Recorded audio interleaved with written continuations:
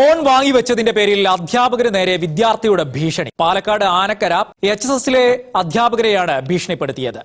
പ്രിൻസിപ്പലിന്റെ മുറിയിൽ വെച്ചുള്ള ഭീഷണിയുടെ വീഡിയോ ദൃശ്യം പുറത്തുവന്നു. ഫോൺ തരാൻ ആവശ്യപ്പെടുന്നതും കൊല്ലുമം എന്ന് ഭീഷണിപ്പെടുത്തുന്നതുമാണ് ഈ ദൃശ്യങ്ങളിലുള്ളത്. പാലക്കാട് ജില്ലയിലെ ആനക്കര സ്കൂളിൽ വിദ്യാർത്ഥി ഫോണായിട്ട് സ്കൂളിലോട്ട് പോകും. ഫോൺ അധ്യാപകൻ പിടിച്ചു. ഫോൺ ചോദിച്ചുള്ള ഭീഷണിയാണ് ഇപ്പോൾ നിങ്ങൾ കാണുന്നത്. ഞാനൊക്കെ സ്കൂൾ പഠിക്കുന്ന സമയത്ത് ഞാൻ എത്ര പാവരുന്നതാണ് ഞാൻ ആലോചിക്കണത്. മനോരമ ന്യൂസൊക്കെ എന്റെ മുഖം മറച്ചു വെച്ചിരിക്കാം. എന്തിന്റെ പേരിലാണെന്ന് അറിയില്ല. എന്തായാലും ഈ ഗുരുക്കന്മാരെ സ്നേഹിക്കുന്ന ഈ മോന്റെ മുഖം എല്ലാരും ഒന്ന് കാണട്ടെ.